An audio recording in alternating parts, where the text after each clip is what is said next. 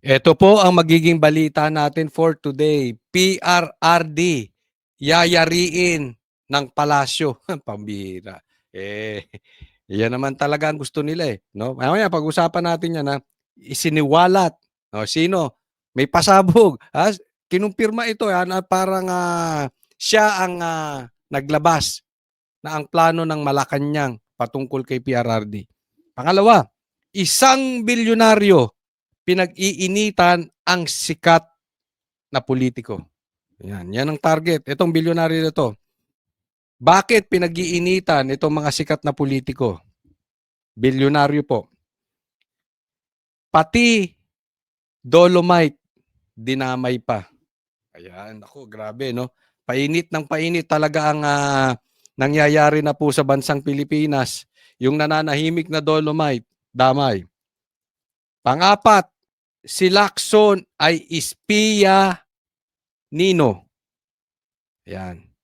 Okay? Yan lang po ang magiging balita natin sa ngayong araw na to. Yan lang ang ulo ng balita pero marami pa po tayong pag-uusapan kaya sana po ay masubaybayan ninyo, mapanood po ninyo itong aking vlog simula sa simula hanggang sa matapos. Hindi na po natin pagtatagalin. Diretso na po tayo agad sa ating topic dahil kay Coach Oli, bida ang balita. Maya konti saka natin pag-uusapan sa bandang gitna po o dulo yung planong ipapatay si PRRD. Pero dito muna tayo dahil napaka-importante nitong sinabi ni Trump. May connection po ito sa Pilipinas. Ito, sige. Pasok!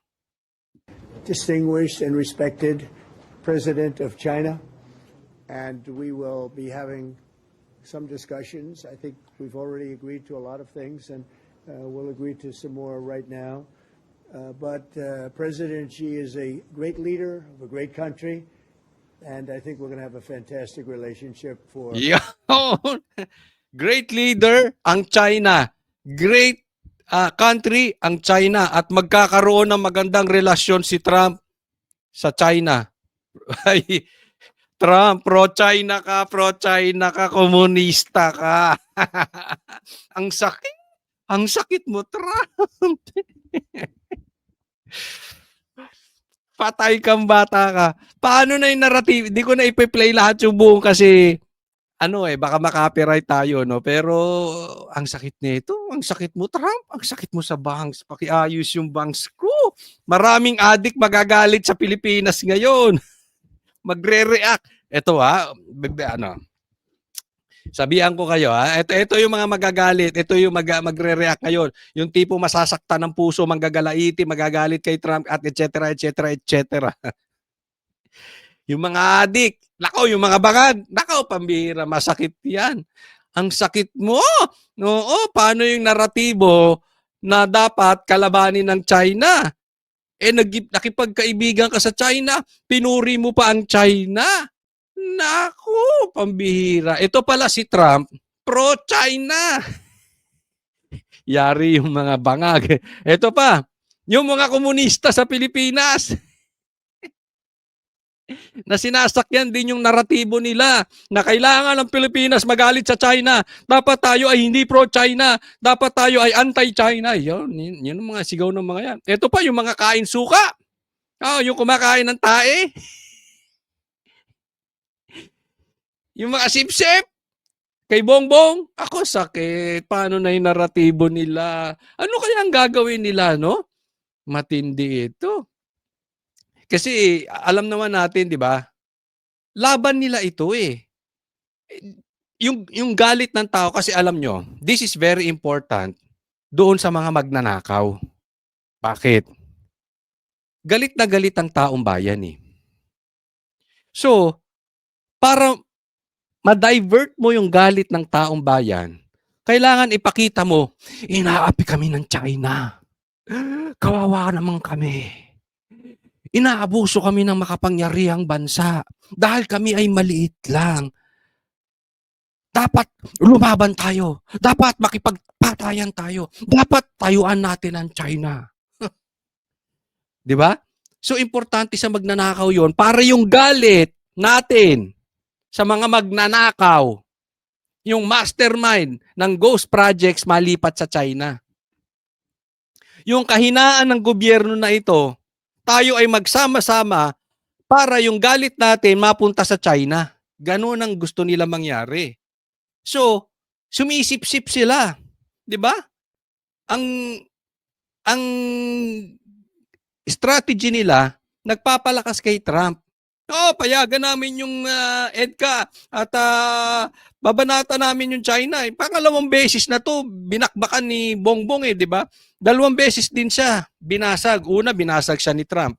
Pangalawa, binasag ulit siya ni Trump at sa mga ibang ano. Hindi nila kaaway ang China. Ang problema sa atin, away tayo ng away sa China. Yan bang matatapang na yan? Sa tingin nyo, susugod yon? Sinong mamamatay dyan? Yung mga sundalo natin, hindi naman natin laban yun. O kita mo, nilaglag ka ng Amerika.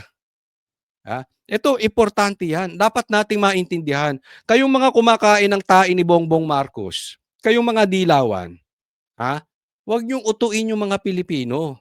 Kasi lahat yan, Bongbong Marcos, makinig kang mabuti. Lahat yung mga yan, plastic. Hindi po si Trump lahat po yan, gamitan ng gamitan. Parang si Bongbong. Ginamit lang si Sara.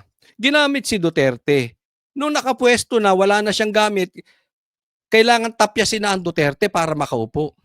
Same thing with US. Akala mo kakampihan ka niyan? Pag wala ka ng silbi, at pag yung pag-aaklas ng taong bayan, grabe na, laban kay Bongbong Marcos at doon sa mga mastermind ng korupsyon, akala mo kakampihan ka ng Amerika? Huwag kang tanga. Weak ka pero huwag kang magpakatanga. 'Di ba? Akala mo yung dilaw, kinakampihan ka niyan?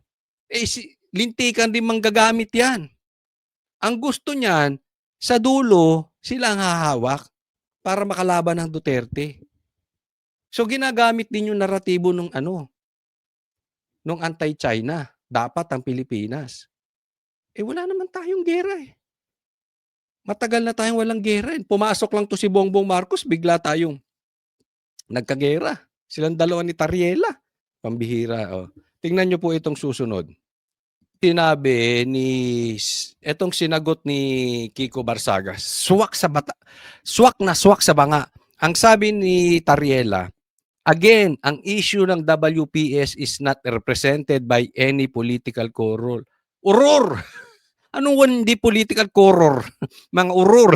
Whether you supported the former administration or this current administration, ang laban ng WPS dapat din nating ginagawang isyong politikal.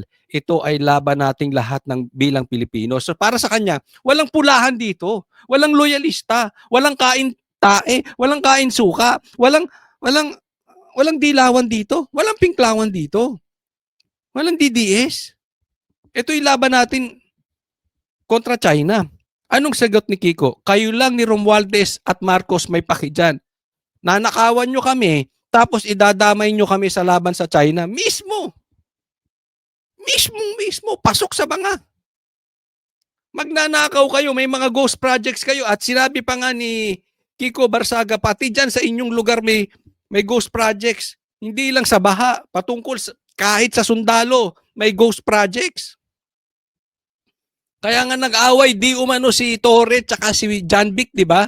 Dahil gustong pasukan ni Saldico at hindi pumayag si Torre. Gustong pasukan ng ng insertion. Nag-away sila. Ngayon, kayo magnanakaw. Tapos bigla tayo may problema sa China. Yan ang sinasabi ko. Para ma-divert yung galit natin, hindi sa nakawan magalit. Huwag tayong utu-uto. Huwag tayong gumaya sa pinklawan. Inuuto kayo ng mga pinklawan. Inuuto kayo ng mga loyalista. Inuuto kayo ni Bongbong. Para tuloy-tuloy lang sila ng nakaw, tayo galit sa China. Luko-luko. Ang tanda ko na, wala naman tayong away sa China. Pumasok lang si Bongbong, bigla na tayo may away sa China, biglang papasok tayo sa gera. Ang tahi-tahimik ng buhay ko. Di ba? Ang tahi-tahimik ng buhay natin, bigla tayo magkakagera. Ano nangyari? Di binasag sila ni Trump. Alam mo, Bongbong Marcos, mahina ka talagang leader. Ah, inuutukan nitong mga nasa paligid mo na siguro sinasabi nila ito ang gawin nating naratibo. Hindi, hindi ka lulusot. Wala kaming paki sa China. Kasi alam naman natin hindi naman tayo sinakop ng China eh. Sino ba sumakop sa Pilipinas? Eh, di ba Amerika pa nga? Sino nagpapahirap sa atin ngayon? Yung EDCA. Eh, kanino ba yung EDCA? Sa Amerika. So, pag nagkagera sa China at saka Taiwan, damay tayo. Dahil sa Amerika. Bakit China? Hindi po tayo pro-China. Ha? Baka sasabihin nyo pro-China. O, bahala kayo. Pero kung tatawagin nyo DDS na pro-China, tawagin nyo rin si Trump pro-China. At least kami, hindi namin sinasabi na makikipagkaibigan kami sa kanila. Si Trump nga eh. Oh, nakikipagkaibigan.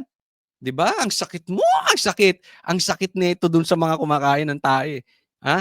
Ang sakit to ng kumakain ng suka ni Bongbong Marcos, 'di ba? Eh di durog na 'yun. Anong palusot gagawin nila diyan? Wala, tapos sila diyan. Ito po, next tayo. Okay. Mamaya muli pag-usapan natin bakit itong palasyo ay gustong payari si PRRD ng slow death. Di umano, pero mamaya yan. Ngayon, ito muna tayo. Okay? Itong napaka-importante sa kanila kay Gutesa. Bakit ba ito ang pinagtutuunan ng pansin ng gobyerno natin ngayon? Pag-usapan natin. Alam mo, Gigi, importante ito para matiyak natin na hindi nga nakikialam ang mga uniformed personnel, partikular sa investigasyon dito nga sa sinasabing anomalya sa flood control project. Kanina, tinanong natin si AFP Chief of Staff General Romeo Browner tungkol nga dito sa sinasabi ni dating Congressman Mike Defensor na nasa kustodiya na ng Marines. Ito ngayon ang usapin dito. Sabi ni Defensor, etong si Gutesa nasa kustodiya ng Marines. Ang sabi naman ni Browner, wala. Ang sabi rin ni Lacson, wala. Ang tanong, sino ang nagsasabi ng totoo? 'Di ba? Kayo ilagay niyo diyan sa comment section, sa tingin ninyo sino nagsasabi ng totoo? Pero higit pa roon sa tanong na 'yon, merong mas importanteng tanong. Mamaya.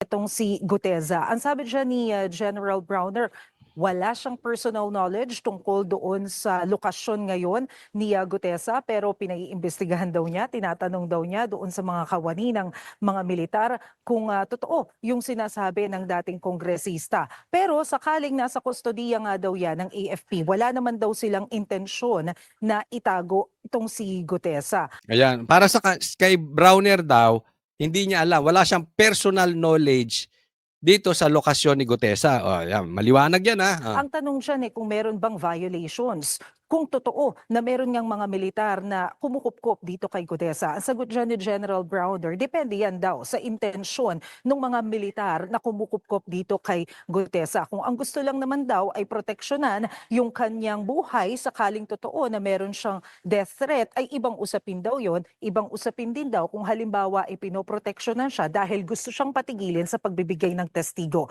Yun. So dalawa yan. Illegal ba yung pag-aano kay Gutesa? Kung sakaling hawak ng Marines si Gutesa at pinoprotektahan. Kung for protection purposes, okay lang yon, legal. Pero kung para pigilan siya magbigay ng testimony, maraming mananagot na Marines. Yan po according to Browner. Naritong pahayag ni General Browner. I have no personal knowledge po kung talagang nandun sa Philippine Marines si Gutesa. But let me make it clear na wala pong intensyon ang Armed Forces of the Philippines na itago yung mga witnesses natin. No? In fact, tutulungan pa ho namin yung korte or kung anumang mga ahensya or bodies, investigating bodies na i-produce yung mga witnesses natin, no, para makatulong po sa ating investigation, lalong-lalo na po laban sa korupsyon. Higi para sa kaalaman ng mga kapatid natin, itong si Gutesa, una siyang lumabas doon sa Senate Blue Ribbon Committee hearing nung ang chair pa ay si Senador Marcoleta na nagpakilala bilang dating staff ni Congressman Ito issue dyan. Sabi nga ni Lacson, kasinungalingan. Fakery ang tawag dito ni Lacson. Ha? Wala daw, hindi daw, di umano hawak ng Marines. Okay? Hindi raw hawak ng sundalo.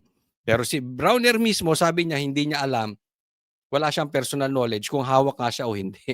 Pero halimbawa na lang, halimbawa, malay ninyo, andito si Gutesa sa ilalim. Gutesa, labas ka nandyan, Gutesa. Sa tingin nyo, aamin ako. Nandito si Gutesa. Hindi, di ba? Kaya nga mo tinago eh. Kasi para proteksyonan. Dahil alam mo, may danger sa buhay ni Gutesa. Hindi mo naman itatago yan kung alam mong safety yan. Di ba? Ibig sabihin, pinoproteksyonan siya ng kasamahan niya. Loko-loko ba yung mga Marines para sabihin, ay di, tinatago namin. Yes po, pwedeng alam nyo na tinatago namin, pero hindi namin naaminin. Naiintindihan? Normal yun.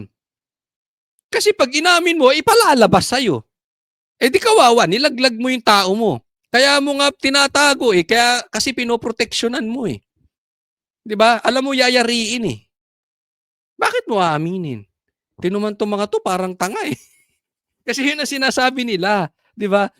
Hindi namin hawak. Ganon. Saldico, siya raw yung sinasabing naghahatid ng pera sa bahay ni dating House Speaker Romualdez na kung matatandaan natin, itinanggi rin naman ng mga nasabing kongresista yung kanilang involvement dito sa sinasabing anomalya. Sa panig naman ng Navy, itinatanggi nila na kinukupkup ng Marines etong si Gutesa. Ganyan din ang pahayag ni Senador Ping Lacson. Base daw sa mga impormasyon na nakuha niya, wala sa kampo ng Marines etong si Gutesa, kaya tigilan na raw sana yung pagkakalat ng mga ganitong peking balita. Ayan, fakery.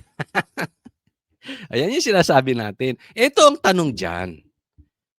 Bukod sa aaminin ba yan ng Navy o Marines o kung sino mang tao, sabi ko nga, kung tinatago ko, aaminin ko ba? O di ba? Malay mo, andyan si Gutesa. Hello, Gutesa. Shot tayo mamaya. Di ba? Malay mo. Pero ito ang tanong dito. Bakit ba obsessed ito si Lacson kay Gutesa at saka doon sa notaryo? I mean, nakakahalata na ako sa iyo, Pinky. Parang pinoproteksyonan mo si Tambi. Ikaw ba ay sumasahod kay Tambi? Hindi, ako ay nagtatanong lang Hindi ko po kayo pinagbibintangan. Pero yung galawan mo, medyo kakaiba. Nakafix ka ron. Isipin mo, sinabi na dapat si Tambi at saka si Saldi ang pinapadalahan ng pera. Pero ang gusto mong imbestigahan, si Gutesa.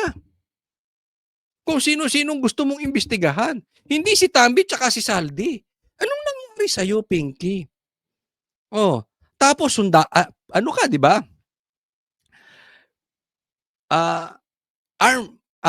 Uniform ka. Naging chief ka pa before. Okay? Ikaw ay parte ng pulis. Mataas ang iyong ranggo. Parang medyo katangahan na tatanungin mo at sa tingin mo aamin sila na tinatago nila. Of course, hindi nila gagawin yun. Parang wala ka namang intelligence niyan. Di ba? Hindi po pwede. Ito si Lacson, parang hindi niya naiintindihan yung galawan dyan. Di ba? Sabi ko nga, may danger. Alangan namang ilaglag nila yung kasama nila. Di ba? Ang tanong dito kasi, alam mo na ikukumpara ko to sa vlogger. Ito, observe nyo tong mabuti You will know them. Bakit? May mga bumabanat kay Bongbong, pero hindi binabanatan si Tambi. Pero DDS daw siya. Ingat tayo doon. Wala po tayong pinagbibintangan. Kayo po ang observe. Meron naman na DDS daw, binabanatan si Tambi, pero hindi mabanatan si Bongbong. Observe them. Ako naman kasi observant lang. So tinitingnan ko si ganito ba? Sabi ko parang parang nasa kampo ni Tambi. Ang pinagkaiba lang ni Lacson at saka yung mga vloggers na gano'n, ay sinasabi nila DDS sila. Si Lacson hindi niya sinasabing DDS siya. Pero nakakapagtaka, masyado siyang mainit. Masyado siyang obsessed kay Gutesa at saka dito sa notaryo. Kaduda-duda na yan eh. Ito pa, tingnan nyo to. Ha? Ito pa, pakinggan po natin ha. Galawang Pinky. Ang balita ko, kumuha ng CCTV si Senator Lacson para makita niya na kung sino yung sumundo kay Gutesa. Di ba? Okay? Kumuha pa ng CCTV. Kung sinong sumundo kay Gutesa dito sa Senado. Diba? So talagang, parang, teka, sinong nagbulgar?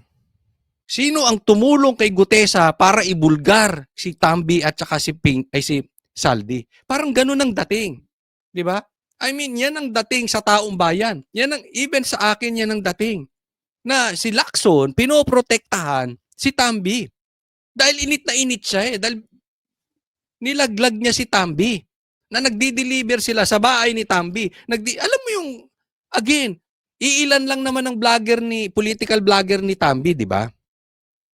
Karamihan dyan yung mga hindi naman political vlogger kinuha niya kasi wala silang makuha ang political vlogger eh. Dahil hirap eh.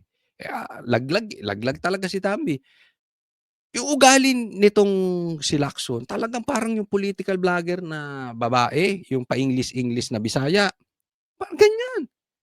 Parang pinoproteksyonan talaga si Tambi. Yeah? So gusto niya malaman, teka muna.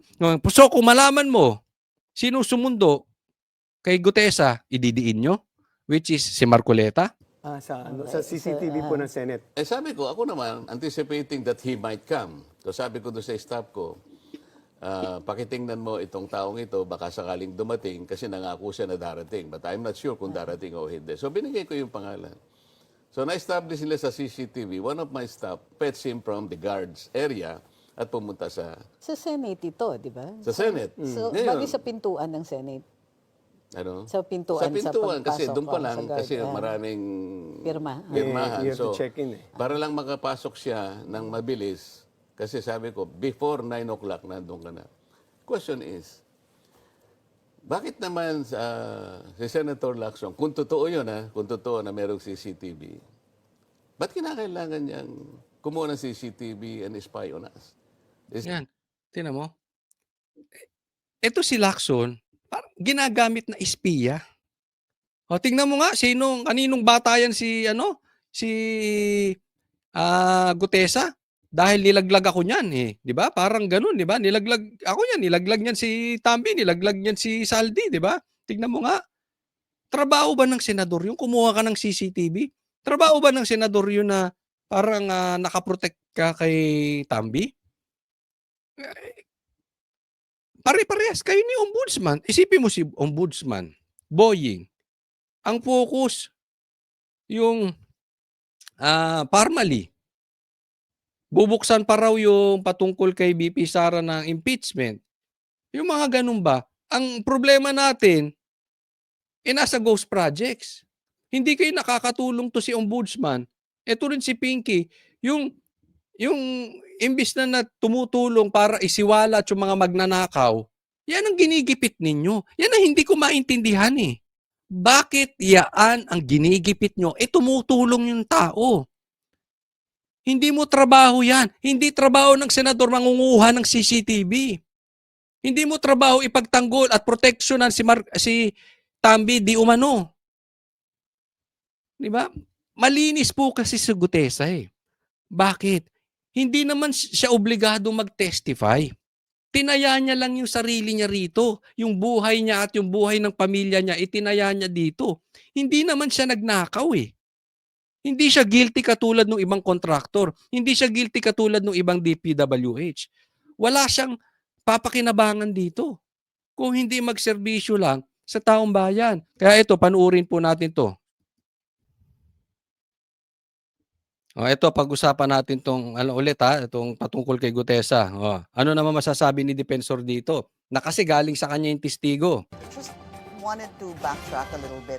When you were talking about attorney Espera, ang sabi mo, taga BJMP siya. Ayan, sino 'tong Espera, Attorney Espera? Ito yung nag-notarize nung dokumento na pinanotarize ni Gutesa. At pagkatapos noon, itinanggi niya, hindi daw siya pumirma, hindi daw siya ang nag-notarize noong dokumento na ipinasa ni Gutesa na na galit si Pinky. Ay, peke yan, peke, peke. Di ba? Oh. So, pati nga yung fakery nga yung tawag niya doon sa tinatago daw ng Marines si Gutesa. Talagang concern siya rito kay Gutesa. Ito naman, hinahabol niya yung notaryo. Ganyan na si Lacson. Kaya dudang-duda na talaga ang taong bayan dito kay Lacson. Taga BJMP daw. BJMP itong si itong notaryo na tinanggi. Anong connection? Ito po. What were you trying to imply with that? Is there anything that you wanted to say about that? Kasi nung initial, actually, to be honest, Pinky, it was a take-off from our Pinky Web ka ano si Pinky Lacson? Sige, diretso. discussion. So, chinek ko kagad, sabi ko, sino kaya itong notary? Na-check ko, Attorney Espera, at siya pala ay pumasa sa BJMP. Nagtatrabaho siya, siguro habang nag-aaral siya ng abogasya. So, 2021, pumasa siya Habang ng bar. nagtatrabaho, you mean? Nag-aaral siya ng Yes. abogasya. Okay. Habang nagtatrabaho, nag-aaral siya ng law. And then eventually, Ayan, okay. Nag-aaral siya pero nagtatrabaho siya sa BJMP. Habang nag-aabugas siya. Anong connect? napasok siya dito sa law office na to na merong notarial service. Mm-mm. Kaya nga ayoko rin naman siyang gipitin na para bang bakit nyo sinasabing hindi totoo yan. Kasi feeling ko may pressure sa kanya. Diba? The BJMP is under DILG. Yun. Kumonek na, di ba? Yung BJMP, kung saan nagtatrabaho at may record si Espera ng kung saan siya nakatira. In short, kilala siya ng DILG.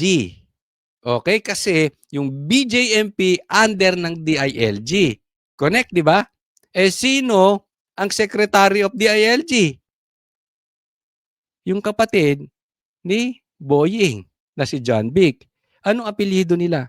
Remulla. Alam na. Na-connect niya na.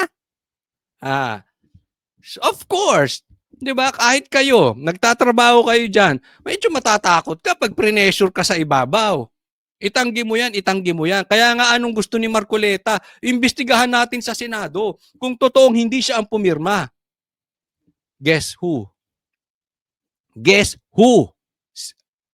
Kung sino ang pumigil. Sino ang pumigil na wag i-guess yung nagnotaryong abogado? None other than your guess is as good as mine. Si Pinky Lacson. Di ba? So ito, sinasabi mo, parang ginisa mo kami sa sarili na yung antika. Sabi mo, peke, hindi mo pinirmahan yan. So, sige, papuntahin mo rito. Imbestigahan natin. Ayaw mong pa-imbestigahan. Pinky! Tapos ito palang ayaw mong pa-imbestigahan na nagsabing peke yung notaryo na hindi niya pinirmahan under kay sa ilalim ng DILG na ang secretary, ang head niyan, wala na. Alam na. Si John Vic, di ba? Okay. At baka naman pinressure tong taong to. At saka, baka naman din simple yung tanong, pirma ba to? Kung secretary lang nila yon or tao nila sa law office, baka naman talagang hindi niya pirma yon. Ayun. Kasi alam nyo naman sa notaryo, di ba? Marami dyan gumagawa. Alam natin yung mga nagpapanotaryo. Secretary lang nila. Ang pumipirma dyan, tinatatakan lang yan. Di ba? Tapos secretary na lang. So pag tinanong, baka naman, tinanong, ikaw ba pumirma dyan? Hindi. Pero yung secretary niya, may tatak yan eh. Di ba? So hindi kasi issue yung notaryo. Kasi pinapalaki lang nila. Ganito po ang style ng diversion. Yung maliit, palalakihin nila para yung malaki lumiit. Ang gulo mo, Kotsoli. Halimbawa, may issue tungkol sa confidential funds. Yung confidential funds ni BP Sara, ang issue dyan ay 150 million lang yung confidential funds na pinag-uusapan. So yung maliit, anong gagawin nila? Palalakihin nila. Para yung malaki, yung malaking ninakaw na trillion sa ghost projects, mapaliit nila. So hindi nyo mapansin. Yun ang diversion. Exactly, ganyan ang ginagawa ng Dilaw. Ganyan ang ginagawa ni Bongbong na sinasakyan naman ng Dilaw. So, pag tiningnan mo, ay, impeach si Sara. Bakit? 150 million. Hindi ko sinasabing totoo yun. Kasi nagamit naman yan sa tamang paraan. Pero let's assume, hindi. Nakulimbat. Let's go to worst. 150 million? Ang gusto nyong pag-usapan?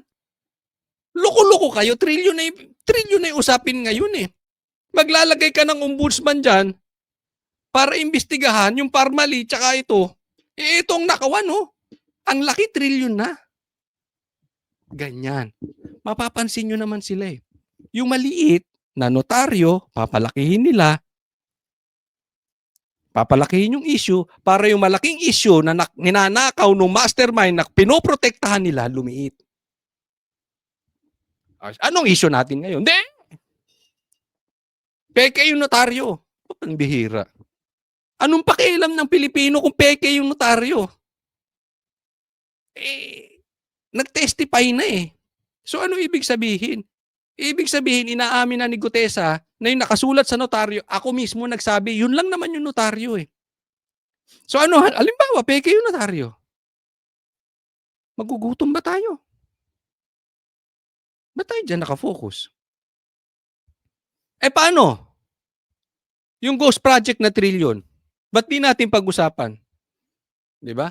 Kasi yan, magugutom talaga tayo dyan. Pare-parehas tayo. At hindi lang tayo, hindi lang ikaw na nanunood, hindi lang ako.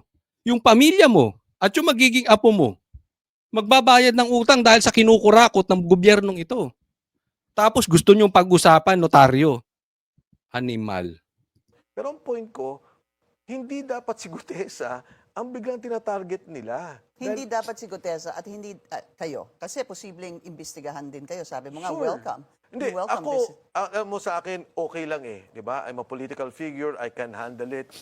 Kaya ko silang labanan. Etong taong tong si Gutesa, isang sundalo na nagsilbi sa bansa, isang marino, na hindi kumita. Lahat ng mga witness nila kumita eh. Yung sabi ko, malinis si Gutesa. Tapos, tinataya yung buhay niya. Tapos to si Pinky, ang pinag-iinitan si Gutesa. Hindi niya habulin. Hindi lahat, all his effort, ibigay niya para habulin si Tambi. Kakainis eh, di ba? Yung DPWH officials, bilyon-bilyon kumita. Yung mga contractors, bilyon-bilyon Mismo. kumita. Eto, sundalong nagsilbi sa bansa, nag-retire, nagtrabaho Tapos ang focus, notaryo. sa Dalisakok, nakita ng oportunidad, nagtrabaho kay Saldico. Ngayon, nung nagbabaha, nakita nila, at hindi lang siya, ha, yung grupo nila, ito pala yung mga perang binubuhat natin. Ito pala napupunta yung sinasabing ghost projects, flood control. Yung isang kasama niya, binaha eh.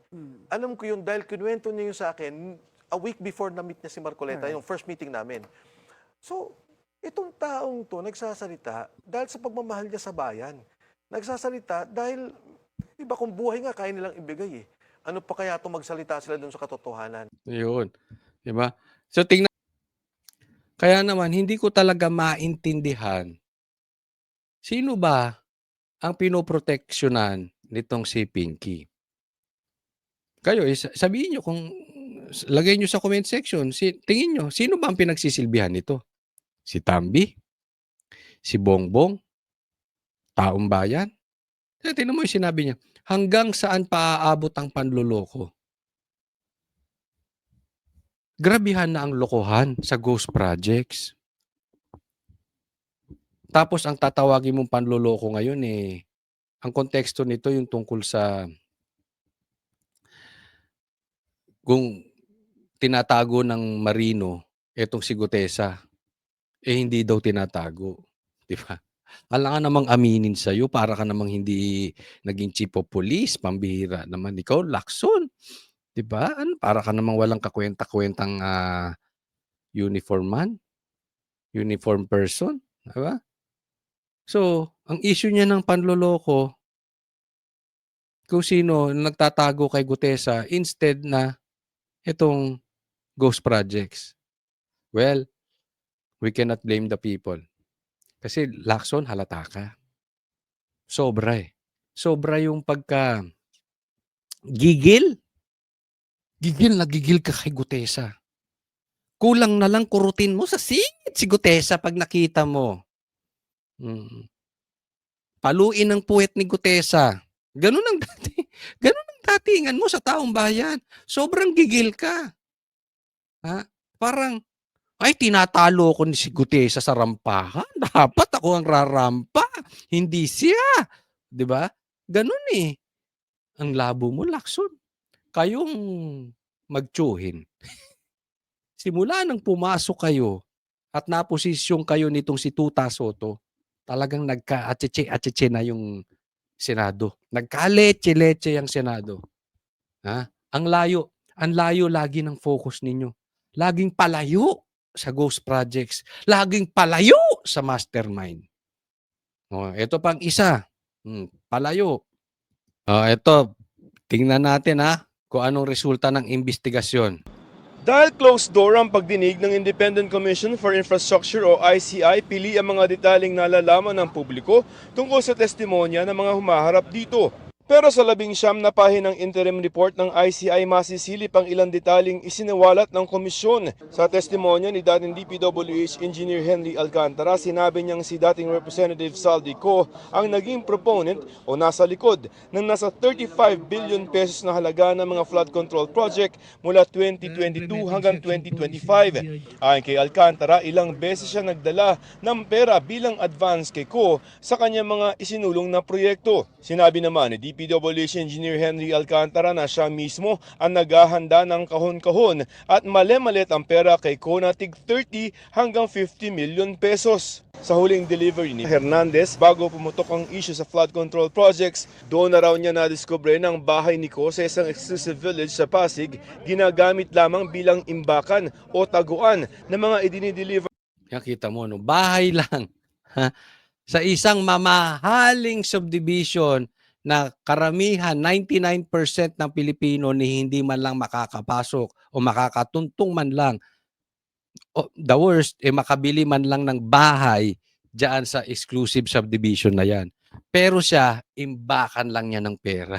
Parang hindi Pilipino, no? I mean, sa kabila ng paghihirap ng Pilipinas, kilalang exclusive subdivision, tambakan lang niya ng pera. Alam mo, nabubuo na yung kwento. Sa labas, nilalaglag nila si Saldico, pero hindi nila pauuwiin.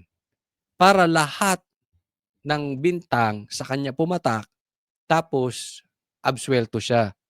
Kasi nga, kung may sinasabi si Boying na lumalabas sa balita ngayon na hindi dawit, upon investigation, yung preliminary investigation, ay hindi kasabwat itong si Tambi. Lahat ay pinaikot nitong si Saldico. So, nililigtas na nila etong si Tambi. Yan na po ang kwentong lumalabas. Di ba? Kaya nga may humaharang doon sa testigo na si Gutesa para magsalita kasi talagang didiin dito si Tambi. And after Tambi, it's going to be Bongbong Marcos. Imposible naman ang pera ng Pilipinas ay hawak lang ni Saldico. Na hindi alam ni Tambi. Napaka-naib ni Tambi. Napakatanga niya.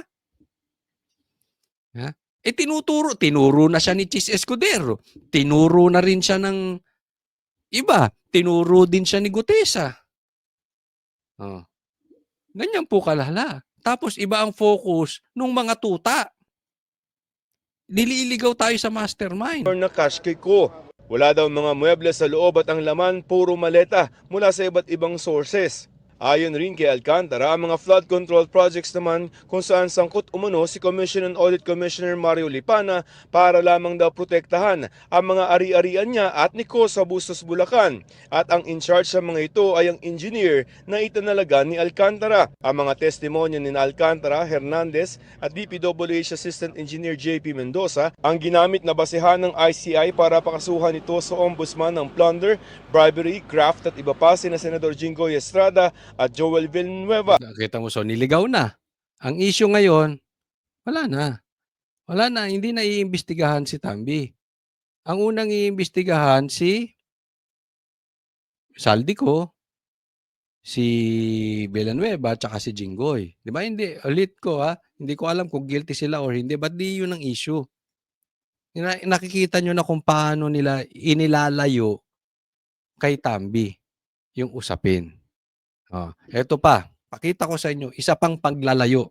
At bukod dito, may naka-assign na banatan, ilayo yung issue kay Saldi. Yung isa, nilalapit kay Gutesa. Dinadivert kay Gutesa. Yung iba naman, eto katulad nitong ICI, dinadivert kay Joel Villanueva at saka kay Jinggoy. Diba? O si Ombudsman naman, gustong imbestigahan si Sara at saka yung Parmali ni PRR. Nakikita nyo nabubuo yung kwento. Pero ito, isang milyonaryo. Ay, bilyonaryo. Hindi pala milyonaryo. Bilyonaryo. Pinag-iinitan. Sikat na artista. Pag-usapan natin. Sikat na artista at sikat na politiko. Ito, isang diversion na naman. Sige, pasok. Ito ang Alphaland Baguio Mountain Lodge sa Tukmo, Amboclaw Road, Itogon, Benguet. Sa tuktok ng bundok na may kabuang lawak na 100 hektarya, nakatayo ang mararangyang log homes. Ayan, ang ganda dyan, log homes. Mataas dito sa Benguet. Mas mataas pa kaysa dito sa Baguio. Alphaland ang pangalan. Anong koneksyon? Mas malamig ang klima dito kumpara sa Baguio City. Ang presyo ng bawat log home ay tinatayag na sa pagitan ng 60 million hanggang 100 million. Yan ang presyo. Actually, yes, pangmayaman. Definitely pang milyonaryo, hindi ko sinasabing ano. But yung ganyang presyo kasi is presyo lang yan sa BGC. More or less ganyan din ang presyo sa BGC. Sa mga Ayala condominium, ganyan din ang presyohan. So, pangmayaman, okay? Yung iba nga, 'di ba? Ilan ang bahay sa BGC, 'di ba? Yung iba nga Forbes pa. Sa Forbes po, magmumukha pong mumurahin 'to. Seriously, hindi ganito ang presyo sa Forbes. Okay, so naunawaan, nilalagay ko lang po sa konteksto. Pesos depende sa laki. Sa 6-bedroom log home, 150,000 pesos ang renta sa overnight stay. Base sa website ng Alphaland, nagbukas ang... Gusto ko pa sana mag-check-in, 100,000 plus ang isang gabi. Wag na, wag na, oy. Pero overpriced naman ata masyado yun. Kasi kahit mag-check-in ka sa BGC, na ganyan din ang presyo ng mga condominium, hindi naman ganyan kalaki. No? At anyway, sige, tuloy. Exclusive vacation home sa mga sikat at mayayaman noong 2018. Ayon sa dating miyembro ng Alpha 4 Security na tumangging magpakilala, 2021, nang dumalaw sa Alphaland si dating ako Bicol Party List Representative Zaldico Castillo. Ayan, so dinikit nila. Okay? Dumalaw si Zaldico dito sa Alphaland. Pinakita nila kung gaano kamahal yon, ang properties dyan, pangsikat na mga tao, tapos pumunta dyan si Zaldico, dalaan chopper. Sige, pasok, tuloy natin. Ang buong pamilya. Sakay sila noon ng Augusta Westland helicopter na nagkakahalaga ng $16 million. May 5-bedroom unit din dito si Benguet Representative Eric Yap. So after ni Zaldico, meron din daw si Yap. Okay, na tinuturo din. Permado ito ng Benguet Provincial Assessor's Office. 525.93 square meters. Tapos, including doon, 31.13 square meters na parking lot. So, one-story building lang siya. Saan po yan, ma'am? sa Luwakan ito. Ang galing mag-imbestiga ng bilyonaryo, no? Sige. Pasok. That is a place where matatagpuan po yung Alphaland. pagbubunyag pa ng informant. May 6-bedroom unit din si Senator Francis Escudero. Yung! Pero hindi raw ito nakapangalan sa senador. So, meron din siyang 6-bedroom. So, madaling salita, dinidi nila 18 million lang, 18 lang ata ang kanyang salin, tapos meron siyang bahay diyan. Yan ang gusto nilang palabasin. Kaya lang hindi naman daw niya bahay. Yan yung inaano ng bilyonaryo. Bagkus ay sa charm of Baguio Lag Homes Holdings Incorporated. Sa records ng Provincial Assessor's Office, walang Alphaland Lag Home Unit na nakapangalan sa senador. At Wala naman palang nakapangalan eh. Bakit binibintang nyo kay Cheese Escudero? 'Di ba? Ang ganda pa ng intro nyo, mamahalin dyan, etc. Si Saldico, tapos si Yap, tapos si Cheese. Ang galing. I know what you did. Basang-basang bilyonaryo. Hindi, ako nagtataka lang Ang galing ng bilyonaryo. Hindi yung channel, yung mga bilyonaryo. Yung mga mayayaman.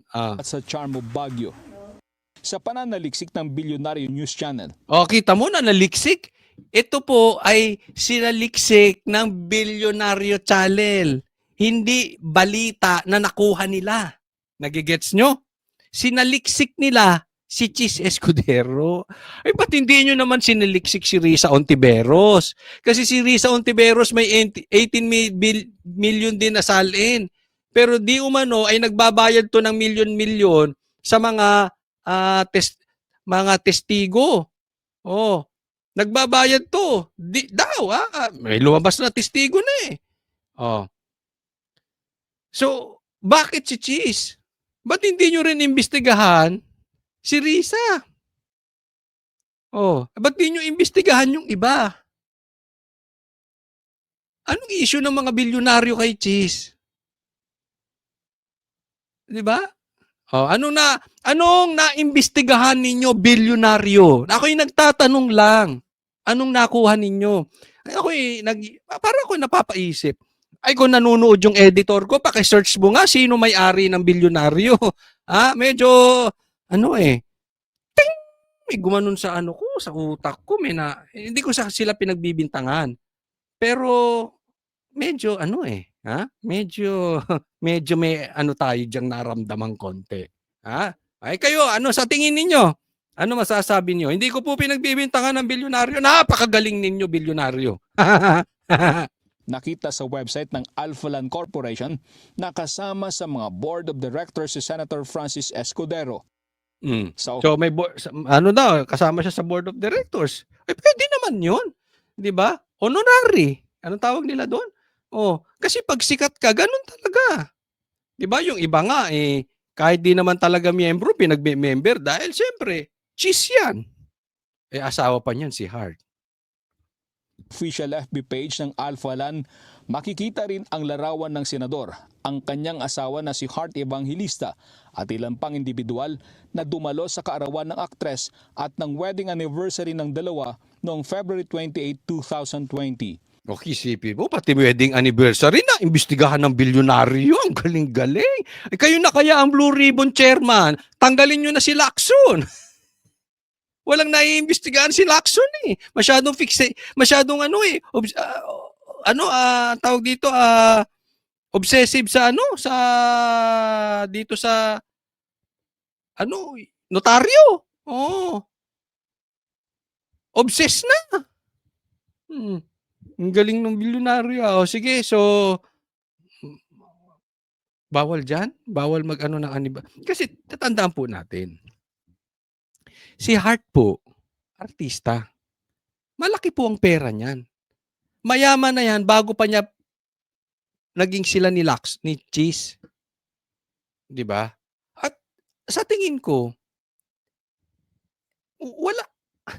Alam mo, yung mga mayayamang vloggers, kaya nga bumili ng bahay dyan eh. 'Di ba? Definitely hindi ako 'yun. Mahirap tayo. Pero yung ibang kilala, 'di ba? Yung mga may toyo, yung mga gano'n. Kilala nyo naman sila. Kaya nilang bumili diyan.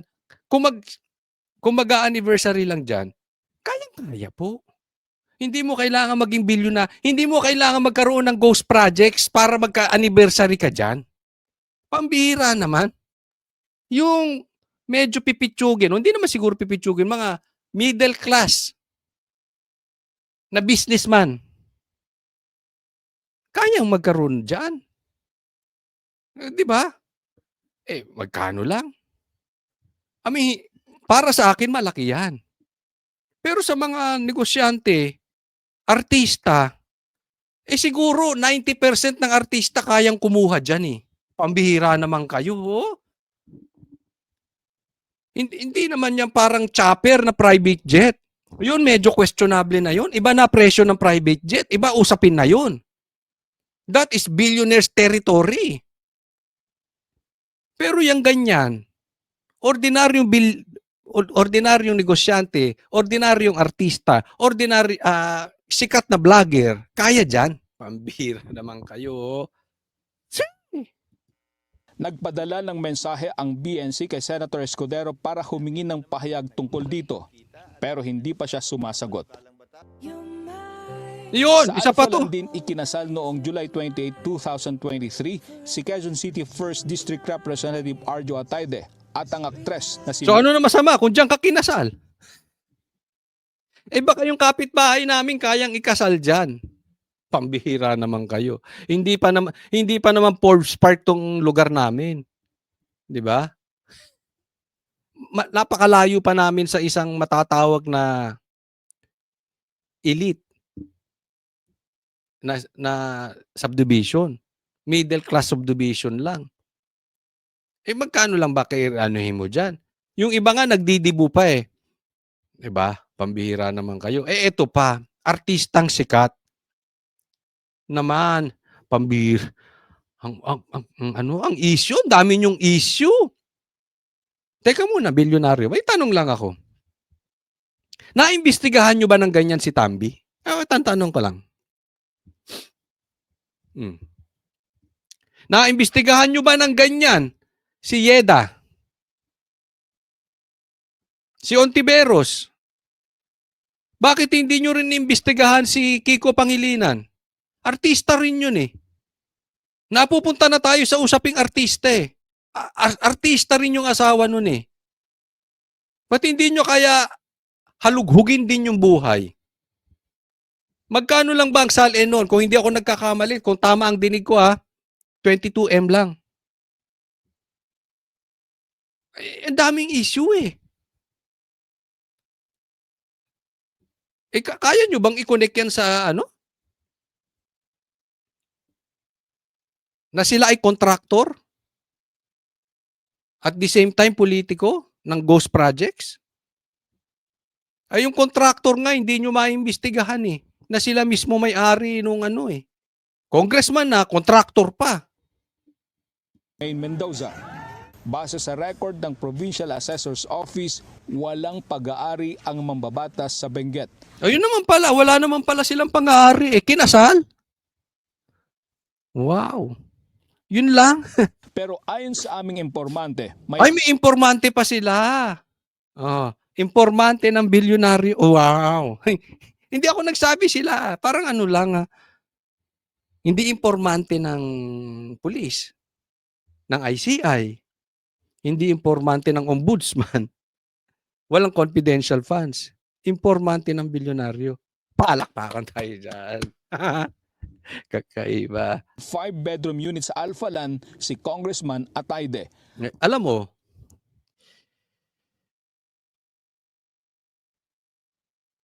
kung sakaling totoo, pagpalagay natin may 5 bedrooms dyan, pambihira, artista. Artista yung asawa din. Extraordinary ba yun? O common yun sa artista? Hello? Huwag naman tayong tanga. Alam naman natin ang lalaki ng kita ng artista. Magkano lang yan? Presyong BGC lang yan. Yung iba nga artista sa Forbes nakatira, eh. Yung iba pa nga, alam namin malapit. Hindi naman malapit. Medyo malapit sa amin kaya naririnig namin kung sino yung mga nakatira sa Ayala, Alabang. Oh. Di hamak mas mahal ang bahay sa Ayala, Alabang. Inisyuhan nyo ba? Ay, hindi naman politiko yun. Ang point ko, kung artista lang ang pag-uusapan, panis yan. Kung yung iba nakakabili sa Ayala, Alabang. Yung isa nga kakilala namin, asawa lang ng politiko. Oh, kaibigan niya nila Bongbong. May bahay sa White Plains, may bahay sa Ayala, Alabang. OA nyo, ang OA nyo. Hindi artista yun, ha? Hindi pa artista yun. Paano kung artista pa, tas may politiko? Naman. Para sa Agenda, Dobby D. Guzman, So, ang tanong, may proof ba sila na bahay nga to ni Atayde? May proof din ba sila na may bahay dyan si Cheese? Okay? Kasi, according sa informant nyo yan. But your informant at saka yung ebidensya, magkaiba po yan. At kahit nga sabihin nating totoo, and so what? Bilyonaryo, balik tayo dun sa ghost projects. Ha? Hindi ko inaano yung bilyonaryo. Baka naman tama sila. Baka ako mali. Di ba? Pero, I choose. We choose. Kaming banateros, banateras, DDS, we choose to focus on the mastermind. Kasi kung iimbestigahan natin yung mga bubwit na meron naman talagang capacity, especially sikat sila at may asawa pang artista, dati nang marangya ang buhay, lumalayo tayo dun sa totoong issue. Dahil sa kalokohan nating palipat-lipat ng issue, nakakawala yung mastermind. Palabas na nga ng bansa dahil may sakit daw. Tatangayin na pera natin noon. Diba? Ano ba sinabi ni Cheese? Diba? Tinuro niya na si Tambi. Pambira, diba? Nakikita niyo yung issue. Alam mo, hindi ko pinagtatanggol dito si Atayde. Hindi ko rin pinupuntanggol dito si Cheese. Hindi ko rin pinagtatanggol si Diskaya, si Villanueva, si Jingo, hindi. Pero focus tayo dun sa mastermind. Kasi masyadong halata na inilalayo tayo sa mastermind. Kung isipin mo, may informant pa sila. Hindi din naman nila inimbestigahan. May naimbestigahan ba silang Pinklawan? Di ba kayo nagtataka doon? At walang naiimbestigahan Pinklawan. Wala silang informant. Di ba? Parang safe na safe ngayon ang Pinklawan. Alam mo, yan yung sinasabi. Exactly. Ang ganda ng pagkakabanggit dito ni anong pangalan nito? Cayetano. Etong mastermind, mayayaman to. Sobrang dami ng pera. Kaya pati daw media, politiko, at kung sino-sino pwedeng bayaran. Guguluhin yung investigasyon. Napapansin nyo? Ang gulo ng investigasyon pag ganun-ganon. Palayo sa mastermind. Yan po yan. At ang style daw nila ditong gagawin, ibabaling sa sikat. Kasi nga, sikat yung mga senador. If you compare them, kasi national to, national position. Di ba? Hindi katulad ng congressman, distrito yan So, ang bumoto sa senator, buong bansa. Kaya sikat. Mas sikat sila kaysa congressman. Totoo naman yan. That is public knowledge. Lalo na, kung senador ka, tapos may asawa kang artista, mas sikat ka pa. So, bakit kailangan ng sikat? Para may divert. Kasi pagka binanatan mo yung sikat na senador, tapos may sikat na asawa, divert talaga ang mangyayari. No, hindi na pag-uusapan yung mastermind. Intindihan nyo kung gaano nila ginugulo to. Ito po, next, tingnan natin. Ito, isang maliwanag pa na isa pang diversion. Kamara naman. So, may nag-aasikaso na ombudsman, may nag-aasikasong Blue Ribbon Chairman, di umano, may nag-aasikasong media, may nag-aasikasong kamera para i-divert ang issue. Sabi nga ni Cayetano, para guluhin ang investigasyon. Ano naman ang issue ng kamera? Dolomite. Pambira. Banateros, Banateras, DDS, wag po tayong papaloko sa ganito, ha? Basang-basa na natin yung gusto nilang mangyari. Basang-basa na po sila. Yan na po ang script talaga nila. The end goal, to delay this para makalimot ang taong bayan tapos may divert sa Duterte. O ito, investigasyon ng Kamara sa Dolomite Beach sisimulan na sa Nobyembre. Isipin mo yung investigasyon sa flood control projects, sa ghost projects hininto ng Kamara. Tapos, ang itutuloy nila, sisimulan na investigasyon Dolomite. Pambira. Anong gusto nyo gawing Kamara? Ibalik yung basura? Pumangit ulit yung Dolomite? Ang ganda oh! For how many years? Naaalala ko yan. Kasi dati, yung kapatid ko, si Banat Bay, dinadala dyan ng tatay ko every weekend kasi may asthma. Maganda pa ang hangin dyan before. Nung bata pa kami, gigising sila maaga, hindi ako sumasama, para makalanghap. Yan po ang prescription ng doktor. Pagkatapos noon, mga ilang taon lang nakalipas, pangit na, mabaho na dyan, puro basura na. So for how many years? Siguro 50 years. O 40 years lang, 40 lang, pambira. Hindi pa naman ako 60. 40 years.